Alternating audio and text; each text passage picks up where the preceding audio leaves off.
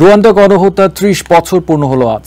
১৯৯৪ সালের এপ্রিল থেকে জুন পর্যন্ত মাত্র ১০০ দিনের ব্যবধানে গৃহযুদ্ধে প্রায় ৮০০,০০০ মানুষ প্রাণ হারান। গণহত্যার শিকার অধিকাংশই ছিল সংখ্যালঘু টুটসি সম্প্রদায়ের সদস্য। ওই হত্যাকাণ্ডের পেছনে ছিল হুতু মিলিশিয়ারা। বর্বর ওই গণহত্যার ৩ দশক পরেও সন্ধান মিলছে গণকবরের। উদ্ধার করা হচ্ছে নিহতদের দেহাবশেষ। প্রকৃতি যেন নিজের হাতে সাজিয়েছে রুয়ান্ডার এই পার্বত্য অঞ্চলটিকে। তবে ৩ দশক আগে গণহত্যায় নিহতদের দেহাবশেষ সন্ধানে এখানে চলছে খোঁড়াখুঁড়ি। কবর খুঁড়ে এখন পর্যন্ত ঠিক কতজনের হাড়গোড় মিলেছে জানি না। আরো অনেক দেহাবশেষ পরবর্তী সময়ে গড়ে ওঠা বাড়িঘরের নিচে চাপা পড়ে আছে। রুয়ান্ডা গণহত্যার ৩০ বছর পেরিয়ে গেলেও মাত্র কয়েক মাস আগে কৃষি প্রধান এই অঞ্চলটির একটি বাড়ির নিচে এই গণকবরের সন্ধান পাওয়া যায়। ডিএনএ পরীক্ষা ছাড়া মৃতদের পরিচয় শনাক্ত করা ভীষণ কঠিন। এর আগে উদ্ধার করা হাড়গোড়ের সাথে জড়িয়ে থাকা কাপড়, অলংকার ইত্যাদির উপর নির্ভর করে মৃত ব্যক্তির পরিচয় শনাক্ত করা সম্ভব হয়েছে। কিন্তু এই গণকবর খুঁড়ে যাদের দেহাবশেষ পাওয়া গেছে, এখনও তাদের কারো পরিচয় জানা যায়নি। নতুন করে সমাধিস্থ করতে উদ্ধার করা হাড়গোড়গুলো পরিষ্কারের কাজ চলছে।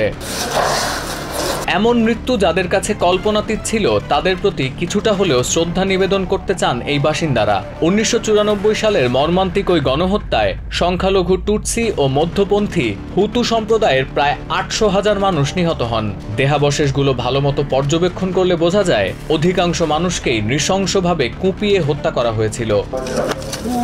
গণহত্যা থেকে কোনো মতে রক্ষা পেয়েছিলেন ক্যানস্লাইট কান্তারামা নামের এই নারী।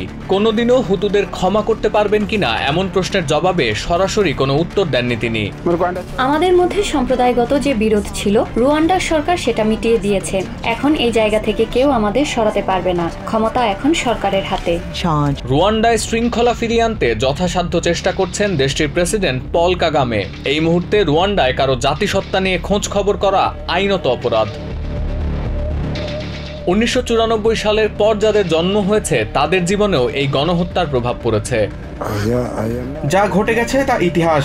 এই ইতিহাস নিয়েই আমাদের বাঁচতে হবে। তবে এই ঘটনা যেন আর কখনো না ঘটে, সেই দায়িত্ব নতুন প্রজন্মকে নিতে হবে। গণকবরের সন্ধান পেয়েও অনেকেই কর্তৃপক্ষকে তা জানায় না। এটা খুবই দুঃখজনক। স্থানীয়রা বলছেন এই গণকবরের খবর গোপন করায় ২ পরিবারের ৭ সদস্যকে আটক করেছে পুলিশ। ৩০ বছর ধরে অজ্ঞাত পরিচয় যারা মাটির নিচে ছিলেন, আজ তাদের দেহাবশেষ উদ্ধার করা হলেও এদের পরিচয় জানে না কেউ।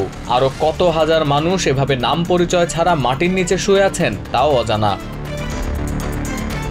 সতীর্থ কর্মকার, TVN24 news desk. New York থেকে সম্প্রচারিত TVN24 টেলিভিশন বিশ্বজুড়ে বাঙালির কণ্ঠস্বর।